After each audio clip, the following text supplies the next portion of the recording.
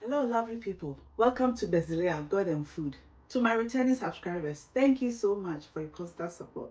If you are new here, welcome. My name is Samira. Please subscribe, like, comment, and share. I trust you are all doing well by God's grace. I appreciate this pandemic has gone on for very long, and most of us are still in lockdown and other kinds of restrictions. And this can be very difficult and can have serious effects on our mental health. So I plead with you today, if you are lonely, please try and find someone to talk to. It's very important to speak to people. I know this can be very difficult in the world where everybody minds their own business, but I plead with you today to speak to someone. You can direct message me on Instagram or send me an email. I'll put the details in the description box below.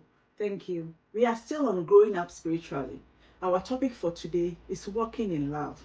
Our key scripture is Romans chapter 5, verse 5.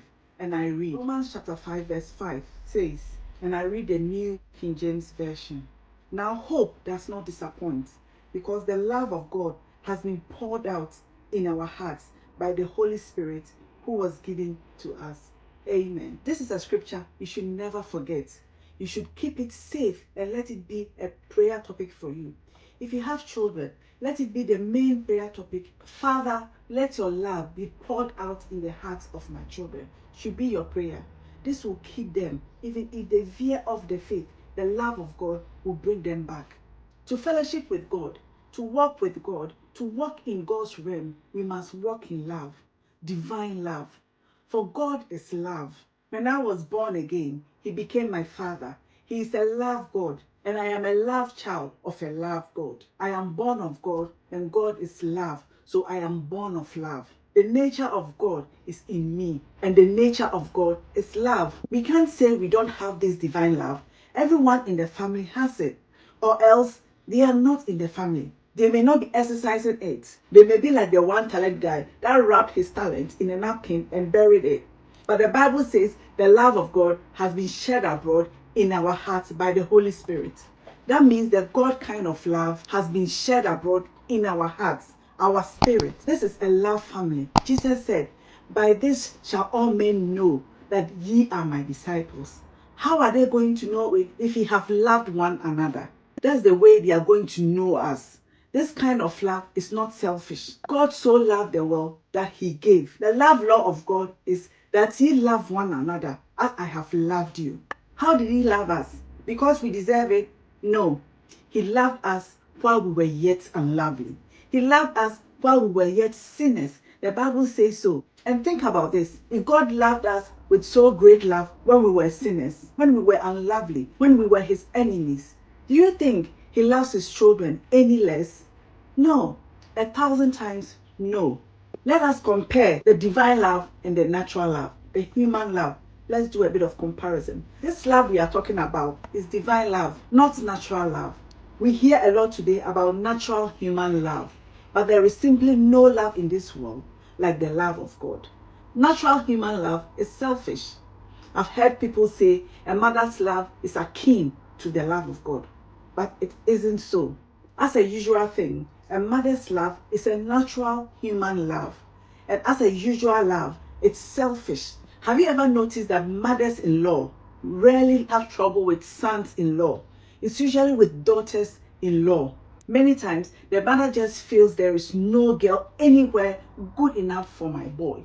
Oh, yes, she may be saved, filled with the Holy Spirit, and talking in tongues every night. But instead of letting the love of God in her heart dominate her, she is letting the natural human love in her flesh dominate her, constantly picking, constantly saying things. The reason mother-in-law and daughter-in-law have trouble if they don't walk in love is that for years, that mother was the main one in the life of this boy. She wants to keep on telling him what to do. And now the wife wants to tell him what to do. They can't both tell him what to do. And he's in a dilemma. The love of God is in our hearts, but it may be like the talent that was wrapped in a napkin and hidden in the ground. We may not use it, but the love of God is in our hearts. If we would use it and learn to let that love dominate us, it will make a difference in our lives. It will cure the ills in our homes. This kind of love has never been to a divorce court. and will never go. It is natural human love that goes there. Natural human love can turn to hatred when it doesn't get its way. It will fight and fast, claw and knock, curse and be mean. I didn't say Christians don't go to a divorce court. They do, but they weren't letting the love of God dominate them. God wants us to grow, and thank God we can grow in love. The Bible speaks of being made perfect or mature in love. No, we haven't been made perfect in love yet, but we can be, and some of us are on our way. The God kind of love is not interested in what I can get, but it's what I can give. Do you see how that can solve all the problems in your home? Too many are selfish. And even though they are Christians, they let the natural dominate them. What can I get? I'm not going to take this. I'm not going to take that. I'm not going to put up with this. I.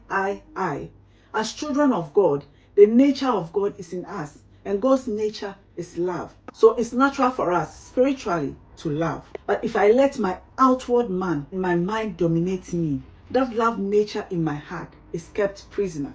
Let's release the love of God that is within us. Amen. We'll end it here for today. Next week, we'll look at the expose on love. If you are watching me and you are not born again, I want you to know that when we die, we are all going to find out that the most important thing is salvation. To be saved, to be born again. And the second most important thing was to give ourselves wholly to God. And that everything else was a big deception. And we are going to be very shocked. Many people are going to regret it.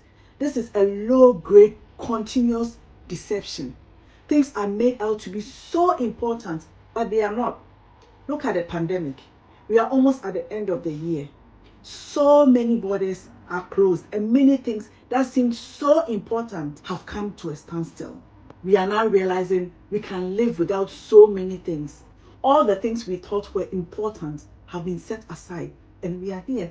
Many people who are saved will regret they did not give themselves wholly to God's work. They will realize their marriages, jobs, professions, etc. were not so important. If you are watching me and you want to give your life to Jesus, I want you to pray this prayer with me because God is saving your life today. Lord Jesus, I come to you just as I am. I repent and give you my heart, my soul, and my life. Please forgive me of all my sins. From this moment, I belong to God. I belong to Jesus. Cleanse me, wash me in the blood of Jesus. Please write my name in the book of life. Thank you, Father, for saving my soul. If you pray this prayer with me today and you think you need guidance on what to do next, please send me an email. My email address is in the description box below. Thank you all for taking time to listen. God bless you and keep you. Now, let's do this cooking thing. Hello, lovely people. A very warm welcome back to my channel. I hope everyone is doing amazingly well and that we are all keeping well and safe by God's grace. Today we are continuing with our Ghana street food series, and I am making Agawu, Koose, or Akara, as some people call it. Yeah, but mine has eggs in it. Mine has a different twist. So please stay with me and you see how I make mine. Yeah, so you find that this video has two recipes or two methods in one. Yeah, the normal way, you just add the eggs, and another way, which makes it light and fluffy and crunchy, and oh my days, you love it. So now let's start with our ingredients. So I'm going to be using these black eyed beans, which I'm going to be soaking overnight, right?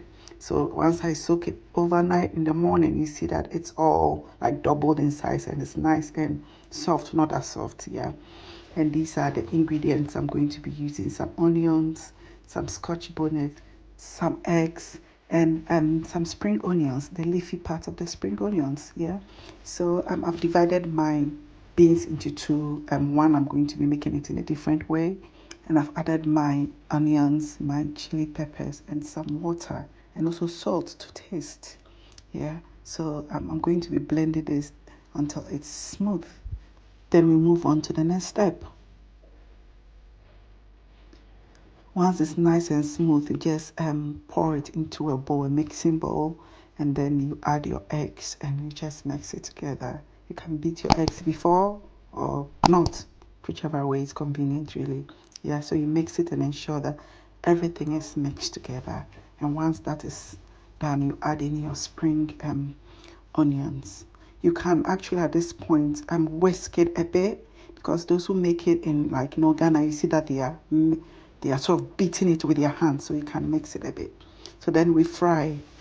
Yeah, we fry. So as you can see, the way I'm sort of dropping it, I'm not just dropping it in. I just sort of spread it like in a particular motion. I can't describe it, but as you saw it, and you see that it's come out nice and pretty, and this is how it looks. This is how this particular one looks. It looks like a bit round and a bit stodgy, and yeah. So the second one, what I did was after mixing the spring onions and everything, I didn't add in the eggs. So I'll be separating the egg yolks from the whites so that I can beat the white until it reaches stiff peaks. Then I mix it with the Koose mix over there, right? This is not compulsory at all. This is the way I thought of doing it. I just had the thought that if I could do it just like making sponge cake. When I'm making my sponge cake, that's how I make it. So if I do it that way, I just guess it's going to look nice and fluffy, and it actually really turned out really well. So you beat the egg white as you see me do until it reaches stiff peaks. Once that is done, I set that aside and I added some paprika to give it a bit of color. Okay, I didn't want it to be the same as the other, so I added some paprika to give it a bit of color. And yeah, I mixed that one as well together. And then here we add half of the egg whites. Yeah, so you add it and you mix it. Here you can actually use your mixer to mix it. Then the second bit, you mix it in gently as you see me do. Yeah, gently, so that you don't break up all those nice and fluffy bubbles you've made. So as you can see, my mixture has become very loose and nice. Yeah. So yeah, I'm frying it, and as you can see, I'm dropping it a small bit in. That is my favorite bit. Anytime I bought it, I went in for that. Yeah, and once that is cooked, it's ready. I didn't want to show you a lot of frying because it's just the same old boring frying. Yeah, and this is really delicious and nice. So yeah, if you really love this video, please give it a thumbs up and please subscribe. Thank you for staying with me today, and God bless you. See you next time. Bye.